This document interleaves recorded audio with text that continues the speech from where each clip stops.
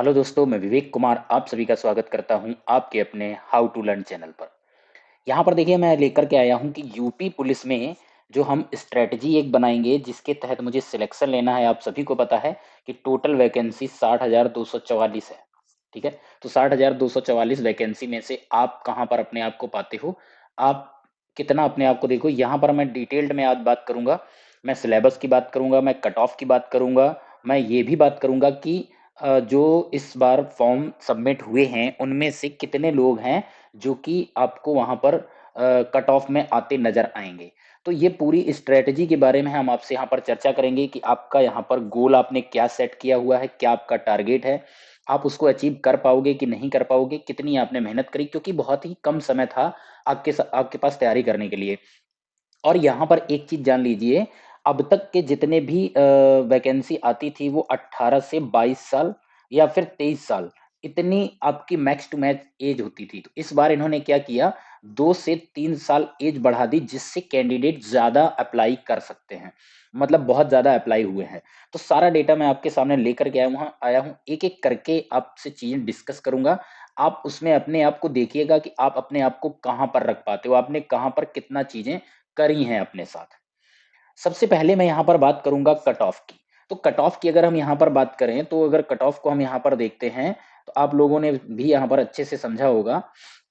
2018 और 19 मैं यहाँ पर दो कट ऑफ की बात करूंगा, दोनों का कंपैरिजन करूंगा। आप अगर यहाँ पर देखो, 2018 में जनरल का कट ऑफ 225 था और 2019 में 185 था। ऐसा क्यों है? देखो यहाँ पर क्या है कि अगर यहाँ पर हम देखें, 2018 की जो वैकेंसी थी वो लगभग आपका कहीं ना कहीं 40,000 45,000 करीब थी, और यहाँ भी 49,000 के करीब थी। तो ये कहीं ना कहीं थोड़ा सा वैकेंसी का जो डिफरेंस था और नंबर ऑफ एप्लीकेशन जो अप्लाई हुए थे, जो नंबर ऑफ कैंडिडेट थे, वो कितने थे। तो यहाँ पर आप देखो, यहाँ से यहाँ पर मेरिट कम हो गई थी। आप चाहो तो ओबीसी की भी चेक कर लो, ये भी चेक कर लो, और ये भी। तो 2018 में कंपटीशन कहीं ना कहीं ज्यादा रहा होगा, जिसकी वजह से ये हमारा कहीं ना कहीं जो कट ऑफ था वो बहुत हाई गया था। और 2019 की वहीं बात करोगे तो लो गया था। यहाँ पर क्या क्या रहा होगा, कम से कम होंगे कैंडिडेट। और यहाँ पर एक तो एज वाला भी फंडा था कि यहाँ पर कितनी एज रही थी, वो सारी चीजें थी। तो यहाँ पर आप गैप अगर देखोगे 225 से 185, तो अगर हम यहाँ पर माइनस इसको कर दें, 225 से 185 को अगर हम माइनस करते हैं, तो यहाँ पर आपके पास कितना आ जाता है, जीरो आएगा। और 22 से 18, ओवरऑल आप देखो तो यहाँ पर 40 नंबर का गैप है। ठीक है, 40 मार्क्स का, 40 मार्क्स।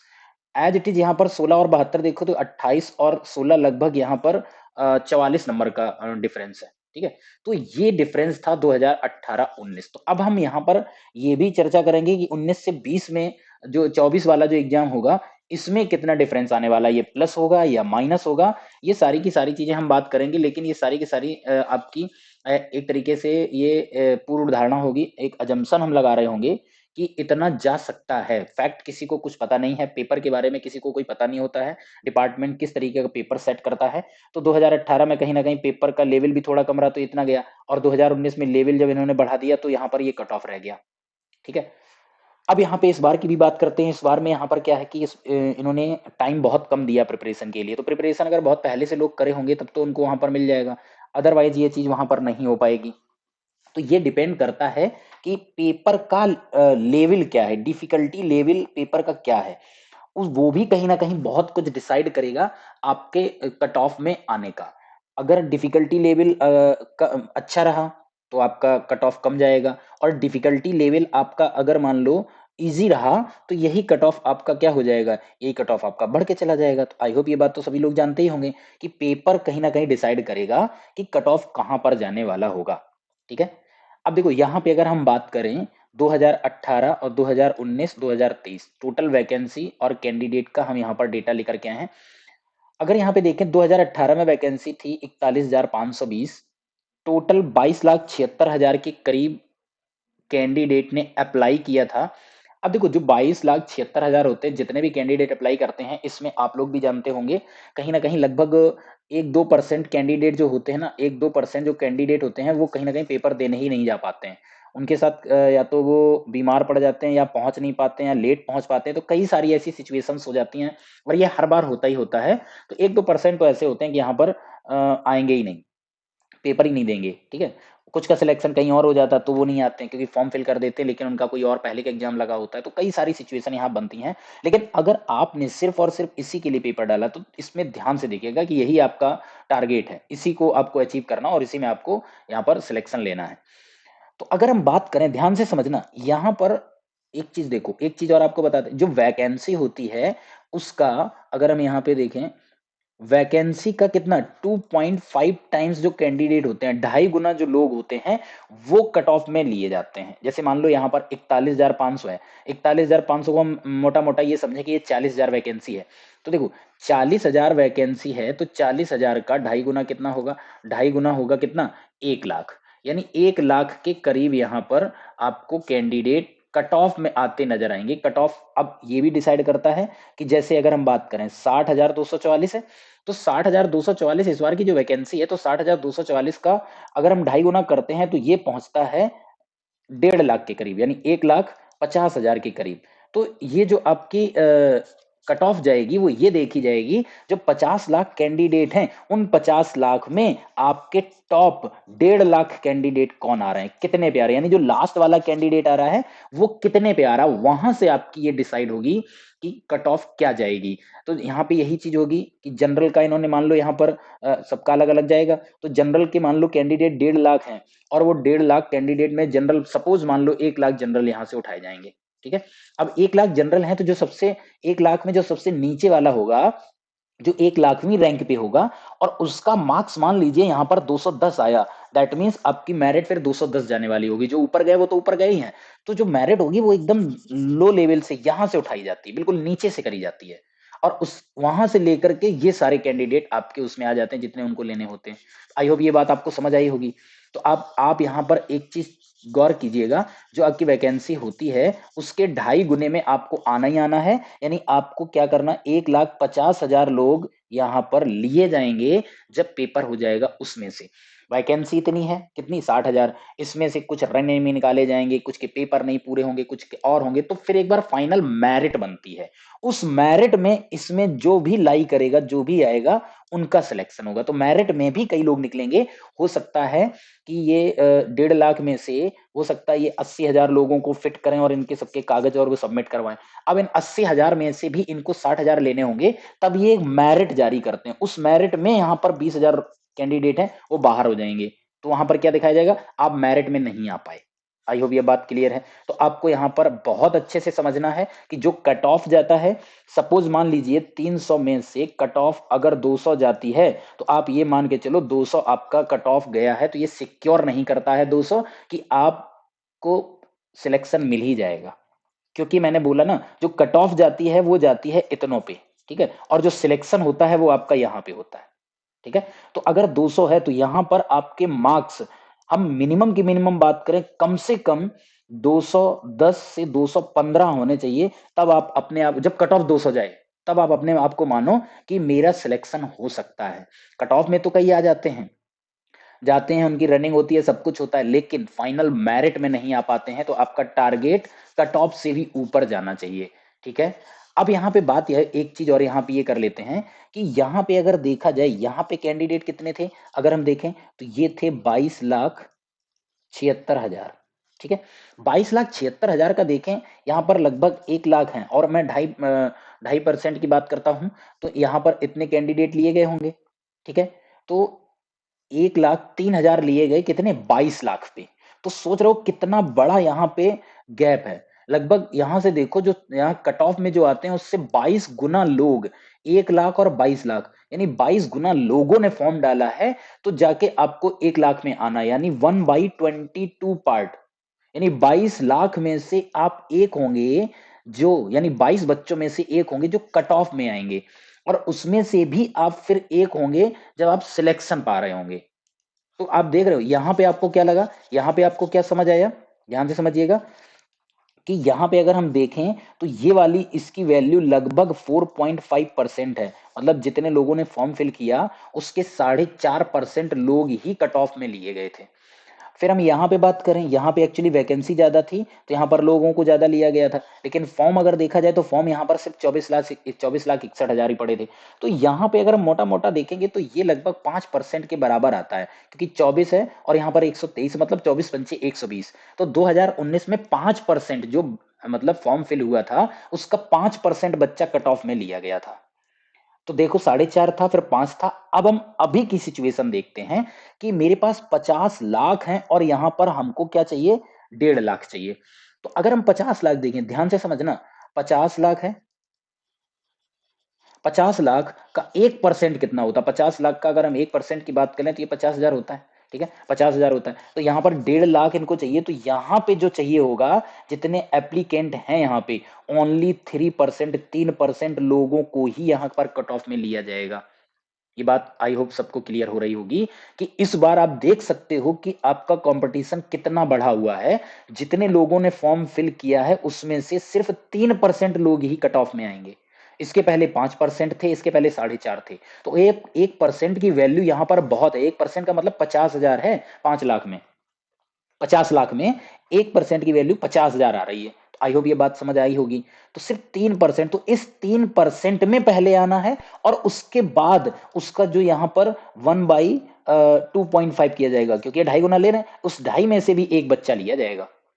ठीक है, यानी 1,50,000 है, इस 1,50,000 में 60,244 को लिया जाएगा। इसका मतलब है एक बच्चा 2.5 बच्चों पे लिया जाएगा। क्लियर है इतनी बात?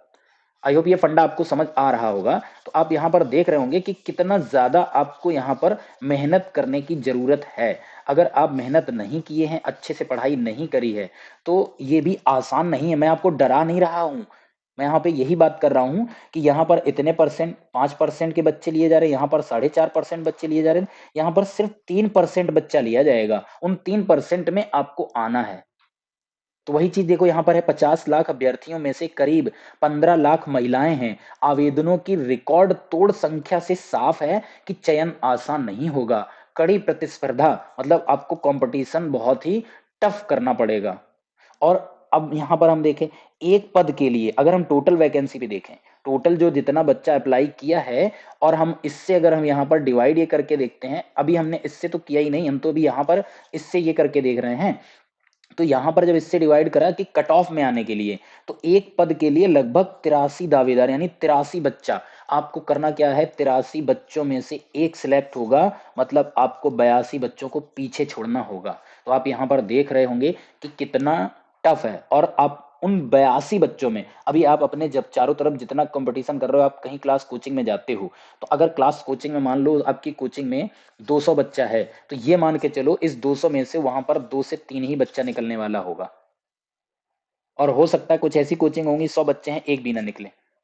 100 बच्चे हैं, हो सकता है वहां पर 5 निकल जाएं। तो सारी पॉसिबिलिटी है यहाँ पे।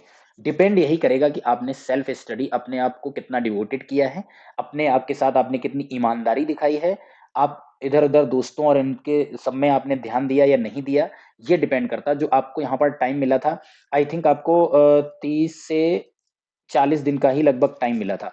मैं मान लेता हूँ 45 दिन का टाइम मिला था। अगर आपने 45 दिन रगड़ के अच्छे से आपने मेहनत करी होगी, तो ही यहाँ पर आप ये बीट कर पाओगे। अदरवाइज सिलेक्शन ले पाना आपके बस की बात नहीं है। तुम यहाँ पर आपको क्या करना है, बहुत सारे प्रिपरेशन करनी है, प्रीवियस ये पेपर सॉल्व करना, मॉक टेस्ट देना है, अपने आप को इवेल्युएट करना है कि आप कहाँ पर स्टे करते हो, कहाँ पर स्टैंड करते हो, आपका स्टैंड कहाँ पर है। ठीक है, नेक्स्ट, इस बार की अगर हम कट ऑफ की बात करें, एक्सपेक्टेड है, इसको ये मत मानिएगा कि यही आएगा। ये हम अपना एक्सपेक्टेड बता रहे हैं कि जिस तरीके से 2 ईयर से पेपर आ रहा है, उस बेस पर जो जो सब्जेक्ट में वहां पर टॉपिक आए उनके बेस पर, तो पिछला वाला 185 गया। इस बार वैकेंसी को देखते हुए हम यहाँ पर जो कट ऑफ है वो हम जनरल का 200 से 210 के बीच में मानते हैं कि इतने के करीब जाएगा। लेकिन आप अपना यहाँ पर टारगेट रखिए कि आपको 300 में से मिनिमम टू मिनिमम 230 नंबर लाना है, अगर आप जनरल कैटेगरी से हैं तो। और ओबीसी में हैं तो ओबीसी वाले भी ध्यान रखें, 215 नंबर, 220 नंबर से अगर उनके कम आ रहे हैं तो सिलेक्शन के चांस उनके कम हैं। इतना जान लो। हाँ, पेपर का लेवल डिफिकल्ट हो गया, तो ये जो कट ऑफ मैंने एक्सपेक्टेड अभी यहाँ पर लिया है, ये कम भी हो सकता है, ऐसा नहीं कि यहीं पर जाएगा। तो लेवल ऑफ डिफिकल्टी आपका वहाँ पर कट ऑफ डिसाइड करेगा। एससी का इस बार का हम जो मान रहे हैं यहाँ पर 165 से 175 होगा। एसटी ये तो बहुत कम कैंडिडेट भी होते हैं, तो इनका यहाँ पर इतना जाने वाला होगा। ठीक है, तो ये आपका चार्ट रहा कि जो एक्सपेक्टेड है, और ये मैं एक्सपेक्टेड अपने एक तरीके से जो हमने एनालिसिस करी है, जो हमने 2 साल पे पीछे देखा है, जो पेपर देखा है, क्या क्या उन्होंने चेंज करा, तो 2018 का पेपर में क्या क्या था, 2019 के पेपर में यहाँ पर क्या क्या चेंज आए थे, तो उसमें क्यों ये कहीं ना कहीं कट ऑफ कम हो गया, यहाँ पर हाई गया था। ठीक है, तो पेपर का डिफिकल्टी लेवल डिसाइड वहां पे कर लेता है। यहाँ पर क्या था, यहाँ का जो मैथ्स था ये थोड़ा सा टफ था, यहाँ का मैथ्स था वो थोड़ा सिंपल सा था। ठीक है, और आपको ये भी पता होगा कि मैथ्स में यहाँ पर इन्होंने चेंज कर दी थी स्ट्रेटजी 2019 में। वहां पर सिर्फ 20 क्वेश्चन होते थे जो कि क्वांट में, बट 2018 में वहां समझ नहीं आता था, वो संख्यात्मक अभियोग्यता और अभिरुचि करके वो ऐड कर देते थे, उसमें समझ ही नहीं आ पाता कितने रीजनिंग के कितने मैथ्स के। बट 2019 में उन्होंने क्लियर कर दिया था कि ओनली 20 क्वेश्चन क्वांट के हैं 75 में से, और आपके 55 क्वेश्चन थे वो रीजनिंग के थे, पूरा का पूरा सेक्शन ये था। आई होप ये बात क्लियर होगी। चलते हैं नेक्स्ट। यहाँ पे हम सिलेबस की अगर हम बात करें, जैसा कि मैंने बात करा कि आप क्वांट में 20 क्वेश्चन, और देखो यहाँ पर क्या क्या था, एज का, इसमें आई थिंक मैंने 18 और 19 दोनों का प्रीवियस ईयर सॉल्यूशन कराया है। एज का क्वेश्चन इसमें कोई नहीं आया है। इसमें आपसे एवरेज का क्वेश्चन पूछा है, इसमें आपसे रेशियो का क्वेश्चन पूछा है, इसमें आपका एसआई का क्वेश्चन है, और सीआई का भी एक क्वेश्चन है। इसमें आपसे सिंप्लीफिकेशन का क्वेश्चन 1 से 2 पूछे गए हैं, वो मल्टीप्लीकेशन वाला जिसमें डिवाइड और वो कर देते हैं, और एक में सिर्फ सिंपल एडिशन का पूछा गया है। एरिया और वॉल्यूम से एक क्वेश्चन यहाँ पर आपको मिलेगा। ठीक है, तो टाइम एंड वर्क है, यहां से एक क्वेश्चन बना था। तो इसमें कुछ ऐसे टॉपिक है जो रिपीट हुए हुए हैं 2018 में भी और 2019 में भी। तो जो रिपीट हुए प्रीवियस ईयर पेपर देखिए, वो वाले टॉपिक आप बड़े ध्यान से और करके जाइए उनको बहुत ध्यान से। ठीक है, और टाइम एंड वर्क की बात करें, टाइम एंड वर्क में बहुत अच्छे अच्छे भी क्वेश्चन पूछे, अल्टरनेट वर्किंग वाले भी क्वेश्चन पूछे। मान लो ए और बी हैं, 2 काम करने हैं, पहले दिन ए आता है, दूसरे दिन बी आता है, तीसरे दिन फिर ए आता है। तो ऐसे क्वेश्चन है, इनकी प्रैक्टिस अच्छे से कर लेना कि तो ताकि वहां पे ना फंसो। ठीक है, तो ये क्वांट की बात आ जाती है। 20 क्वेश्चन होंगे, और 20 में से क्वांट में टारगेट बनाइए कि 20 में से आप 20 के 20 सही करके आओ, क्योंकि हो जाएंगे, प्रैक्टिस करोगे तो हो जाएंगे, अदरवाइज नहीं होंगे। और हम यहाँ पर क्वांट और रीजनिंग की ही एनालिसिस की यहाँ पर बात करेंगे। देखो हिंदी मुझे आती नहीं उतनी अच्छी, मैं जीके की बिल्कुल बात नहीं करूंगा क्योंकि मुझे खुद नहीं आती है, तो वहां पर हम बिल्कुल भी घुसने की कोशिश नहीं करेंगे कि उसमें आपको क्या करना क्या नहीं करना। जो उसके एक्सपर्ट हैं आप उनकी राय लीजिए, उनका उनसे पूछिए क्या करना उसमें, कैसे करना है। ठीक है, वहां पर मैं बिल्कुल नहीं बताऊंगा। मैं यहाँ पे बात करूंगा जो मैं फर्स्ट डे से कहता चला रहा हूँ, 75 क्वेश्चन की मैं आपकी गारंटी ले रहा हूँ। 75 का एनालिसिस मैं आपके करूंगा कि 75 में हम आपके 70 क्वेश्चन के सही कराने की गारंटी इसलिए रहे क्योंकि प्रीवियस पेपर है उनको मैंने सॉल्व किया हुआ है अच्छे से, और आपको समझाया हुआ है कैसे आप वहां पर कर सकते हो। अब देखो सबसे यहाँ पर अगर देखा जाए, अगर हम रीजनिंग की बात करें, 2 टॉपिक, एक तो अल्फाबेट और एक सबसे लास्ट में आपको यहाँ पर ये दिखेगा नॉन वर्बल।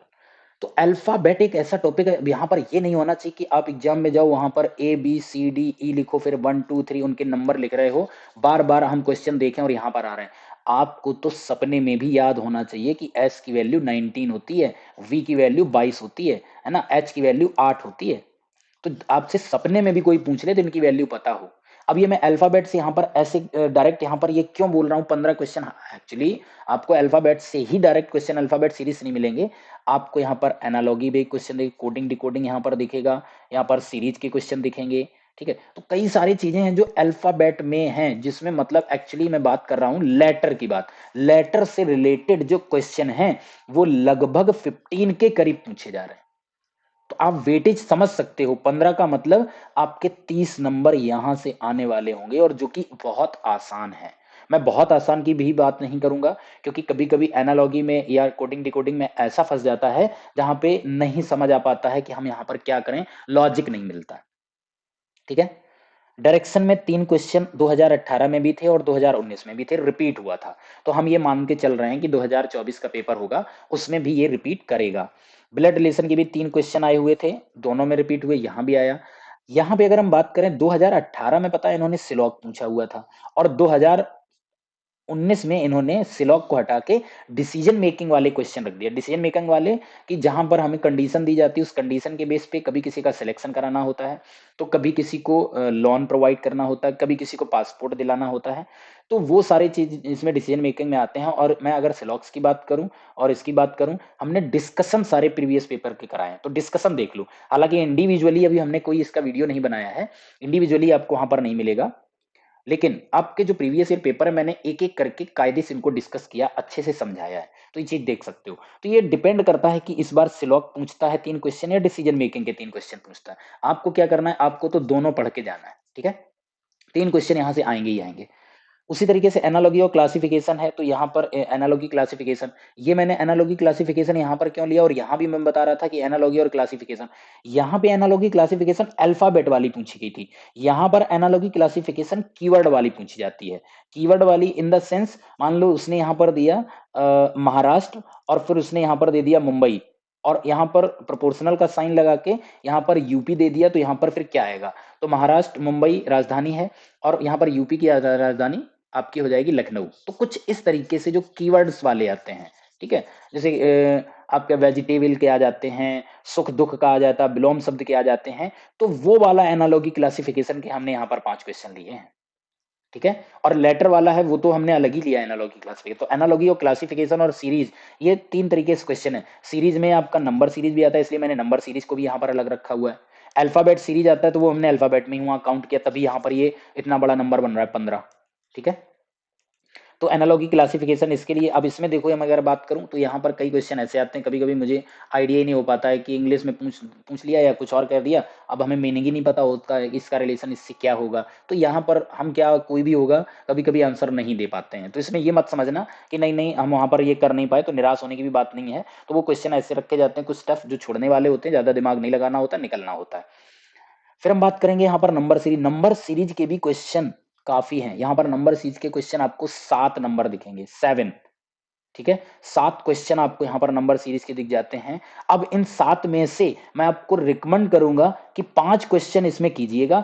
2 सीरीज ऐसी होंगी जो टफ होंगी, जो आपका टाइम वेस्ट करेंगी, जो अदर आप क्वेश्चन नहीं कर पाओगे। तो जो टाइम अगर वेस्ट करने वाला जैसे ही दिखे कि 1 से 1.5 मिनट से ज्यादा लग रहा है, आप उसको छोड़ जाइए, स्किप कर जाइए, अगले क्वेश्चन पे जाइए। नहीं तो क्या होगा, आप टाइम भी वेस्ट करोगे, उस क्वेश्चन को करते करते आपका दिमाग का पूरा ना, दिमाग का दही हो जाता है, हौस पौस हो जाती है, अगले क्वेश्चन पे जो लॉजिक लगाना होता वो भी नहीं लगता है, क्योंकि वो जो नहीं आया होता क्वेश्चन, टाइम जितना चला जाता है वो फिर दिमाग पे हावी होता है। बार बार वही क्वेश्चन, उसमें क्या रहा होगा, लॉजिक क्या रहा होगा, तो अगले क्वेश्चन पे आप पूरी तरीके से नहीं हो पाते हो। तो हम आपसे यही बोलेंगे कि प्लीज आप इसको ये कीजिएगा। मैं इसलिए बोल रहा हूँ क्योंकि हमने भी इस तरीके से किया हुआ है कि हम छोड़ते हैं, फिर जब जान लेते हैं नहीं हो रहा है, 1 से 1.5 मिनट लगाया नहीं हुआ, छोड़ दो, उसके पीछे मत पड़ो। पीछे पड़ने से आपको गुस्सा आएगा, गुस्से में दिमाग का दही हो जाता है, ठीक है। फिर हम यहाँ बात करेंगे डीआई। अब देखो डीआई की अगर हम बात करें तो देखो 2019 में इन्होंने यहाँ पर 3 क्वेश्चन डीआई के पूछे थे, और 2018 में इन्होंने ये चीज नहीं पूछी, ठीक है। तो यहाँ पर क्या होगा, डीआई में इन्होंने सिंपल सिंपल के क्वेश्चन पूछ लिए। इन्होंने यहाँ पर कॉलम चार्ट वाला दे दिया, एक पाई चार्ट वाला यहाँ पर आपको दे दिया था, और एक और दे दिया है जिसमें टेबल वाला था, ठीक है। तो यहाँ पर डीआई और सिंपल सिंपल सी डीआई दी हुई थी। तो छोटी छोटी जो डीआई है उनको एक बार देख लेना। और डीआई एक्चुअली होता क्या है कि percentage, average, profit and loss ratio, इन्हीं यही टॉपिक सारे के सारे होते हैं। वहां पर आपसे बोलेगा कि 2017, 18, 19 में मैथ्स में पास होने वालों का एवरेज बताइए, तो ऐसी चीजें पूछता है।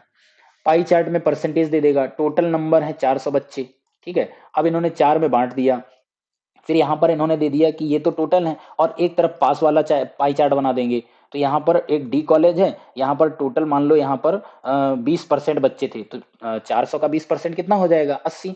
बोलो, यहाँ पर 0 0 कैंसिल होगा, तो 80 बच्चे होंगे। अब यहाँ पास दिखा देंगे कि डी में इसमें से 80% पास हुए, तो पूछ लेगा फेल कितने हुए। तो देखो 80 का 80% कितना होगा, 64, तो बच्चे कितने, 16, 16 फेल होंगे। तो ऐसे करके आंसर आपको वहां पर देने होंगे। तो ये डीआई के छोटे छोटे क्वेश्चन होंगे, इनको कर लीजिए, ये बिल्कुल छोड़ने वाले नहीं होते हैं। मैं बिल्कुल यहाँ पर नहीं बोलूंगा कि आप डीआई का एक भी क्वेश्चन छोड़ के आओ। फिर हम आते हैं वेन डायग्राम। वेन डायग्राम के 3 क्वेश्चन। अब देखो वेन डायग्राम जो होता है, एक तो लॉजिकल वेन डायग्राम वाला होता है, जहां पर आपको कहता है बर्ड्स, फिर उसके बाद पिजन, और उसके बाद डक, ऐसे दे देगा तो वर्ड्स के अंदर आपका पिजन आ जाएगा और डक आ जाएगा, क्योंकि कबूतर और बतख होंगे और दोनों ही बच्चे हैं तो उसके अंदर आ जाते हैं। तो लॉजिकल वाले पूछते हैं। दूसरा ये होता है कि आपको एक सर्किल दे दिया, एक आपको यहाँ पर ऐसे ट्रायंगल दे देता है और फिर एक यहाँ पर आपको इस तरीके से रेक्टेंगल बना देता है, फिर इसमें नंबर भरे होते हैं। मान लो ये न्यूज़पेपर पढ़ने वाले हैं, ये रेडियो सुनने वाले हैं और ये टीवी देखने वाले हैं, ठीक है। तो अब इनमें से ये ऐसे पूछता है, ऐसे कितने पर्सन हैं जो न्यूज़पेपर और रेडियो सुनते हैं लेकिन टीवी नहीं देखते हैं। टीवी नहीं देखते मतलब ये वाले नहीं होंगे, ठीक है। तो ऐसे करके आपका वहां पर डायग्राम बना होगा। तो हमने वो जो 3 क्वेश्चन लिए वो मिला करके यहाँ पर आपको 3 बोला है, क्योंकि ये 2 क्वेश्चन 3 इसके पूछ लेता है और एक हो सकता है वेन डायग्राम का, वो लॉजिकल वाला दे दे, तो वहां पे आपको उसको समझना होगा। फिर आते हैं लॉजिकल रीजनिंग, और लॉजिकल रीजनिंग की अगर हम बात करें, चाहे 2018 की बात करें चाहे 2019 की बात करें, 3 क्वेश्चन इससे उसने पूछे ही पूछे हैं। ये आपका कौन कौन है, एक तो आर्गुमेंट आ जाता है, एक अजम्पशन से पूछा हुआ है और एक कंक्लूजन से पूछा हुआ है। ये 3 टॉपिक रिपीट करे हैं, तो इन 3 टॉपिक को थोड़ा सा देख लीजिएगा यूट्यूब पे, बहुत अच्छे से समझ लीजिएगा कि कैसे आता है। आपके अपने जो टीचर हैं जहां पर तैयारी कर रहे हो कोचिंग इंस्टीट्यूट में, उनसे इनको बहुत अच्छे से डिस्कस करो, उनके सामने क्वेश्चन लेके जाओ और उनसे पूछो सर कहाँ पे कब कैसी सिचुएशन होती है। बाकी हमने भी आपको जो प्रीवियस ईयर पेपर के क्वेश्चन उनमें हमने सॉल्व कराने की कोशिश करी। अब एक चीज और यहाँ पर, अगर आप पूरी तरीके से श्योर नहीं हो तो यहाँ पर जरूरी नहीं कि ये जो लॉजिकल के 3 क्वेश्चन है, 3 में से आपका एक होता है तो एक करो, 2 होता है तो 2 करो। ये मत करना कि नहीं नहीं 3 के तीनों हम करके ही आएंगे, ये टारगेट मत बना के जाइएगा, क्योंकि एक क्वेश्चन दो एक आध क्वेश्चन इसमें ऐसा टफ होगा कि जो आपको गलत कर देगा। तो आपने जैसे ही एक क्वेश्चन गलत किया तो एक चीज यहाँ पे जान लो कि एक सही जो आप करोगे तब तो आपको 2 नंबर मिलेगा, लेकिन बच्चे पता क्या दिमाग लगाते हैं कि गलत होगा कितना, आधा ही नंबर तो जाएगा। जो ये सोच के चलते हैं वो गलत सोचते हैं। भाई आपने एक क्वेश्चन है सही किया तो 2 नंबर आपको मिले, एक दूसरा क्वेश्चन है आपने गलत किया, ये जो 2 नंबर मिलने थे वो गए, आपका माइनस का 0.5 और हुआ, मतलब इसमें से 0.5 और गया, तो ओवरऑल आपको कितना नुकसान होता है, 2.5 नंबर का नुकसान होता है एक गलत करने पे। तो इस गलत के खामियाजा को बिल्कुल मत भुगतिएगा, गलत बिल्कुल मत करिएगा। एक तरीके से ऐसे खेलिएगा कि हम केबीसी में खेल रहे हैं, कि अगर हमारा गलत हुआ तो हम सीधे 3 लाख से सीधे कहां पर आ जाएंगे, हम 3 लाख से सीधे 10,000 पे गिरेंगे आके, ठीक है। तो यहां पर चांस मत लीजिएगा, गलत ना करना, जितना कम गलत करोगे जितनी आपकी एक्यूरेसी रहेगी उतना कहीं ना कहीं आपको इसमें और अच्छा मौका मिलेगा। और आपको एक चीज और होती है, अगर आप कम क्वेश्चन गलत करते हो तो आपको यहाँ पर एक्यूरेसी के बिहाफ पर भी कहीं ना कहीं ज्यादा नंबर मिल जाते हैं। हालांकि अभी हम पुलिस में यहाँ बात नहीं करेंगे देते कि नहीं देते हैं, भ्रम में नहीं आपको डालेंगे, लेकिन हम इन्हें बैंक के जो एग्जाम देते थे तो उसमें क्या होता था, अगर मान लीजिए मैं 10 क्वेश्चन अटेम्प्ट करे 10 के 10 सही हैं तो वो नंबर हमको 10.75 10.5 ऐसे नंबर देते थे, तो ज्यादा नंबर हमको मिलते थे एक्यूरेसी के, जितने अटेम्प्ट किए सारे सही हैं, ठीक है। और देखो लास्ट में हम यहाँ पर बात करते हैं जो आपका मोस्ट यहाँ पर एक और है पार्ट, 10 क्वेश्चन लेके आता है, यानी 20 नंबर आपका ये लेके आता है और अल्फाबेट ये 30 लाता है, तो ये दोनों से मिलकर के आप अगर देखो तो 50 नंबर आ रहे हैं, ठीक है। तो 150 में से 50 ये दोनों ही टॉपिक आपस में अपने आप में लिए हुए हैं, तो इनका वेटेज बहुत ज्यादा है, तो इसको हल्के में बिल्कुल मत लेना। अब नॉन वर्बल की अगर हम बात करेंगे तो नॉन वर्बल में देखो सीरीज भी है, एनालॉगी भी है, क्लासिफिकेशन भी है, मिरर इमेज भी है, वाटर इमेज भी है ना, पेपर कटिंग है, पेपर फोल्डिंग है, आपका उसके बाद क्या नाम वो आ जाता है, मिसिंग फिगर है, एम्बेडेड फिगर है, जितना नॉन वर्बल हो सकता है नॉन वर्बल को घोंट के जाइए, बहुत अच्छे से पढ़ के जाइए। तो तब आप यहाँ पर 75 में से आप वहां पर अटेम्प्ट करके आएंगे, जब इनको बहुत अच्छे से आप करोगे तो वहां पर 70 number max to max solve होता है हो पाते हैं। क्योंकि देखो 4-5 क्वेश्चन मैं सभी को बोलूंगा कि ये छोड़िएगा ही छोड़िएगा, क्योंकि 4-5 क्वेश्चन ऐसे रखे जाते हैं, ये आपके साइकोलॉजी को चेक करते हैं। आप साइको तो नहीं हो, कहते नहीं है साइको है ये बंदा, किसी की सुनता नहीं, किसी की मानता नहीं, तो वो भी नहीं बनना है। आपको पोलाइटली यहाँ पे आपको सॉल्व करना है, बड़े बड़े कूल माइंड से। जो क्वेश्चन सॉल्व होने में बहुत ज्यादा टाइम ले रहा है, लॉजिक नहीं समझ आ रहा है, आप उसको स्किप कर जाओ। ऐसा नहीं होगा कि मैं कह रहा हूँ स्किप कर जाओ, सारे क्वेश्चन स्किप कर जाओ कि नहीं आ रहा छोड़ो, नहीं आ रहा छोड़ो, ऐसा भी नहीं होता है। भैया आपने प्रिपरेशन करी है तो कुछ तो होगा, लेकिन वो 2-4 क्वेश्चन जानबूझ के डाले ही जाते हैं कि आप में आपके अंदर साइकोपन है, आपके अंदर गुस्सैल हो, कुछ भी हो, आप उसी में फंस जाओ, बेटर रह गए तुम। क्योंकि ऐसे उनको गुस्सैल लोग नहीं चाहिए, उनको कूल माइंडेड वाले लोग चाहिए। तो हर तरीके से आपको चेक किया जाता है, सिर्फ नॉलेज ही नहीं चेक किया जाता है, ठीक है। तो ये हमने यहाँ पर आपसे बात करी है सिलेबस की। अब यहाँ पे पहली बात यहाँ पर समझते हैं अंडरस्टैंडिंग द एग्जाम। एग्जाम क्या है? जिस दिन से वैकेंसी आई, जिन लोगों ने फॉर्म डाला हुआ है, तो सबसे पहला जो यहाँ पर आपका स्टेप होता है वो ये होता है, तो यहाँ पर क्या परीक्षा के पैटर्न को समझने की शुरुआत कीजिए। क्या पैटर्न है, पिछले 2-3 साल से क्या चला आ रहा है। अगर आपने इन सभी पे वर्क किया है तो ही आपकी प्रिपरेशन अच्छी हो पाई होगी। ठीक है। आमतौर पर यहाँ पर क्या क्या पूछा जाता है? सामान्य ज्ञान, क्वांटिटेटिव एप्टीट्यूड, मेंटल एबिलिटी, यहाँ पर ये रीजनिंग आ जाती, तर्क शक्ति जैसे विषय शामिल हैं। ठीक है। तो यहाँ पर आपका जो सामान्य ज्ञान है और आपका जो हिंदी है, ठीक है, यहाँ पर इन्होंने क्या हिंदी नहीं लिया है, हिंदी और यहाँ पर आएगा, तो हिंदी भी कहीं ना कहीं बहुत ज्यादा टफ नहीं होगा, बट मैं इतना कहूंगा कि 50% क्वेश्चन होंगे जो आप कर जाओगे आसानी से। बचे 50% है, उसमें आपको दिमाग लगाना पड़ेगा, जो हिंदी होती है। और रही बात सामान्य ज्ञान, यहाँ पे मैं कुछ भी नहीं बोलूंगा क्योंकि मुझे उतना खुद नहीं आता है। तो सामान्य ज्ञान ये आप पे है, आपने कितना रट्टाफिकेशन मारा है, कितनी चीजें आपको आती हैं, करंट अफेयर्स भी आएगा, कितना आप करंट अफेयर्स से जुड़े हुए हो। बात वही आती है, आपने पढ़ाई करी कितनी है। पढ़ाई नहीं करी है तो यहाँ पर अपने आप को आप क्लियर मत समझिएगा। ठीक है। और वही चीज आती कि यहाँ पर अंकन योजना और खुद को परिचित करें अंकन योजना से। अंकन योजना से परिचित करने का मतलब आपको एक सही का नंबर 2 मिलता है और पॉइंट गलत होने पे 2.5 नंबर जाता है। यहाँ पर मैं 0.5 की बिल्कुल बात नहीं करूंगा, यहाँ पर गलत करने पे आपका 2.5 नंबर जाएगा। ध्यान रखना 2.5 नंबर की वैल्यू क्या होती है। तो गलत मत करिएगा, क्वेश्चन को नहीं आता छोड़ दो, आपके पास टाइम बचेगा, दोबारा उसको रिव्यू कीजिएगा, बाद में देखिएगा। ठीक है। और एक चीज मैं आपको और यहाँ पे बोलूंगा, अब पता नहीं वो आपके लिए कितना सही होगा, मुझे नहीं पता। एक चीज मैं यहाँ पे जब भी एग्जाम देने गया, जैसे मान लीजिए पहला हमने शुरुआत करी हिंदी से, तो हिंदी मैंने सॉल्व करी, तो हिंदी के जब क्वेश्चन हमने सारे पेपर में टिक कर लिए, पहला ये, दूसरा ये, तीसरा ये, तो उसके साथ जो आपको OMR सीट होगी, ओबलिंग करने होते हैं, जो यहाँ पर आपको ये फिल करने होते हैं बबल्स। तो कभी ऐसा मत करना पूरा पेपर सॉल्व करने के बाद हिंदी, रीजनिंग, जीके और ये सब किया तब आप बबलिंग कर रहे हो, नहीं करिएगा। आपने हिंदी किया, हिंदी का बबलिंग कर दीजिए। ठीक है। क्योंकि वहां पर बबलिंग के लिए कभी कभी लास्ट में ऐसा होगा, सॉल्व करते करते आपके पास पता चला 10 मिनट बचे, अब 10 मिनट बबलिंग नहीं हो पाएगी, अब आप परेशान हो, पेपर छीन लेंगे वो। ठीक है। तो एक सब्जेक्ट हो, आप उसकी बबलिंग कर दो, दूसरा सब्जेक्ट क्वेश्चन करो, बबलिंग कर दो। ऐसा भी नहीं है कि एक क्वेश्चन आपने किया, उसको आपने बबल कर दिया, दूसरा नंबर क्वेश्चन किया, उसको बबल कर दिया, ये भी अप्रोच गलत है, यहां भी आपका टाइम वेस्ट होगा। यानी एक बार में एक काम करो, एक बार सारे क्वेश्चन कर लो एक सब्जेक्ट के और फिर उनकी बबलिंग कर दो, फिर अगला सब्जेक्ट पकड़ो। रीजन यहाँ पर देखो, साइकोलॉजी का इफेक्ट बताते हैं। जब आप हिंदी कर रहे थे तो हिंदी जितनी देर आपने करी, तो उतनी देर तक आपके दिमाग में हिंदी चलती है, और सीधे आप अगर क्वांट में घुस जाओगे तो आपके उतनी देर से दिमाग में बैकग्राउंड में कुछ देर हिंदी चलेगी। तो डायरेक्ट क्वांट में ना घुसो, क्या करो, बीच में एक रिलैक्स मिल जाता है जहां पर आप बबलिंग कर लोगे। आई होप बात ये क्लियर हो रही होगी। जैसे ही आप बबलिंग कर लोगे तो आपका कहीं हद तक दिमाग थोड़ा सा हिंदी से हट जाएगा, फिर आप पूरी तरीके से आप क्वांट में अपना दिमाग लगा पाओगे। ठीक है। ये हम आपको वो चीजें बता रहे हैं जो हमने खुद वहां पर अप्लाई करी हैं और ऐसी चीजें करी हैं, तो जहां पर आसानी होती है आपको लगेगा कि हाँ टाइम ठीक था, अदरवाइज आपको लगेगा टाइम बहुत कम है।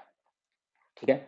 चलिए, अगला है प्रैक्टिस रेगुलरली, यानी कि नियमित रूप से आपको अभ्यास करना पड़ेगा। किसी भी चीज के लिए आपको पता है अभ्यास करना पड़ता ही पड़ता है। तो अभ्यास महत्वपूर्ण है। पिछले वर्ष के प्रश्न पत्र जो हमने कराए हैं उनको हल करें, उनको देखें। नियमित रूप से मॉक टेस्ट, अगर आपने किसी का नहीं लिया तो मॉक टेस्ट भी अब खरीदे होंगे। अब तो इतना ही टाइम ही नहीं बचा क्योंकि 17 और 18 को एग्जाम होना है, आज 7 है, लगभग आपको ये समझो 8 से 9 दिन टाइम है, इससे ज्यादा नहीं। और लास्ट वाला दिन है, आराम से खूब तगड़े से सोइएगा ढंग से, ऐसा नहीं पता लगे लास्ट दिन भी पढ़ रहे हो। ऐसा मत करिए क्योंकि पढ़ने का समय पहले होता है, आराम से रिलैक्स होना, ताकि जब एग्जाम हॉल में जाएं वहां पर सर दर्द ना करे, एकदम फ्रेश माइंड होना चाहिए। ठीक है। इससे परीक्षा पैटर्न को समझने में समय को प्रभावी ढंग से प्रबंधित, यानी अगर आपने मॉक टेस्ट करे हुए हैं तो आप अपने आप को देख पाएंगे कि हिंदी में मुझे कितना टाइम लगता है, क्वांट करने में कितना टाइम लगता है, रीजनिंग में कितना टाइम लगता है, जीके में कितना टाइम हम दे रहे हैं। तो वहां से अपनी आप जो टाइम का मैनेजमेंट है वो भी कर पाओगे। अगर आप मॉक टेस्ट नहीं देते हो, इतनी प्लानिंग नहीं करते हो, तो फिर एग्जाम में जाके वहां पर नहीं कर पाओगे। तो सारी प्लानिंग आपको यही करनी होगी जो आपको टाइम मिला होता है। ठीक है। तो आपको हर चीज देखनी होगी कि एक्चुअली क्वांट के 20 क्वेश्चन है, इसमें मुझे आधा घंटा लगता ही लगता है, अब इसको हम कैसे कम कर सकते हैं, ये आपकी प्लानिंग होती है, ये स्ट्रेटजी होती है। ठीक है। और यही चीजें सुधार के लिए कमजोर क्षेत्रों की आपको पहचान करने में मदद मिलती है। भाई आप कोई मॉक टेस्ट देखो दोगे तो वहां पर उसके बाद वो एनालिसिस भी दिखाते हैं कि आपके इस टॉपिक से क्वेश्चन ज्यादा गलत हो रहे हैं, भाई उसकी प्रैक्टिस ज्यादा करो, उसको और ढंग से पढ़ो। तो ये होता है खुद पे वर्क करना। तीसरा पॉइंट क्या है? Revision strategy. तो मतलब जो आपकी रिवीजन है उसको करना, अपनी अध्ययन योजना में नियमित पुनरीक्षण, मतलब आपको अपने आप को चेक करना है, ठीक है? अपने आप को वहां पर रिवाइज करना है, उसको शामिल कीजिए कि हम कितना क्या कर रहे हैं। प्रमुख अवधारणाओं सूत्रों को संशोधित करें, क्या क्या चीजें हैं, कॉन्सेप्ट हैं, फॉर्मूला हैं, उनको याद करो, उनको समझो। संशोधित करने का मतलब उनको क्लैरिटी के साथ उनको रखो, क्या कॉन्सेप्ट था, क्या फॉर्मूला था इस क्वेश्चन में लगा। और अपने कमजोर क्षेत्रों को मजबूत करने पर ध्यान केंद्रित करो। ये तभी कर पाओगे जब आप मॉक टेस्ट दोगे और उसका एनालिसिस करोगे खुद से। दीर्घकालिक प्रतिधारणा के लिए पुनरीक्षण आवश्यक है। दैट मीन्स अपने आप पे इसेंशियल यानी रिवीजन आपको करना जरूरी है। अगर लॉन्ग टर्म आपको रिटेंशन लेना है उसके लिए आपको ये चीज करनी ही पड़ेगी, ठीक है? लास्ट में हम आपसे यही कहेंगे, जैसा कि हमने पूरा अभी यहाँ पर समझा और निष्कर्ष अगर हम निकालें, याद रखिए सफलता एक यात्रा है। हर यात्रा के लिए आपको कष्ट उठाना ही पड़ता है, ठीक है? मंजिल नहीं, ये कोई एक मंजिल नहीं है कि नहीं नहीं ऐसे ही मिल जाएगी, ठीक है? यात्रा है, उस यात्रा को पूरा करना ही पड़ेगा। और यात्रा में क्या क्या जरूरत चीजें होती हैं उन सभी को बीच में हमको लाना ही पड़ता है। आपको उसके लिए यहाँ पे क्या कमिटेड रहना पड़ेगा। कमिटेड का मतलब जैसे अगर आप जब से वैकेंसी आई थी उससे 40 से 45 दिन है, इस 40 से 45 दिन आपने दोस्तों का साथ छोड़ दिया। आपने अगर मान लो अभी सर्दी का टाइम भी है, सप्ताह में आप 2 दिन भी नहाते हो तो चलेगा।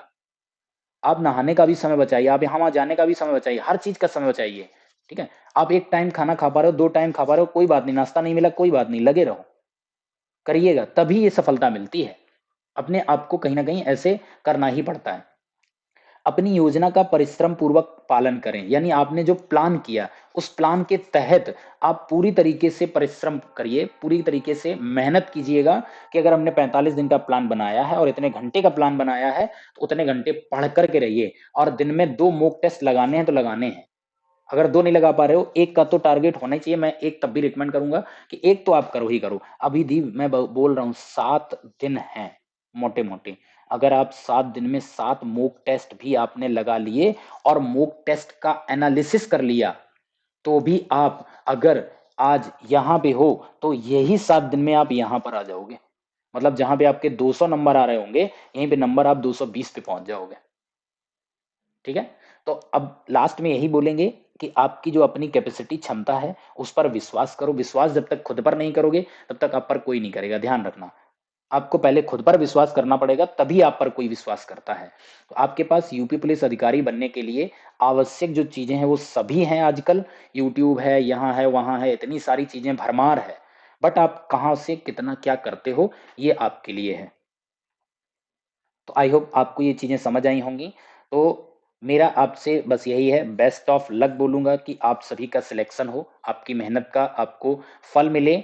और जिन्होंने मेहनत नहीं करी भाई उनको फल नहीं मिलेगा, सीधी सी बात है। तो हाउ टू लर्न की तरफ से आप सभी को शुभकामनाएं। Bye bye, thank you.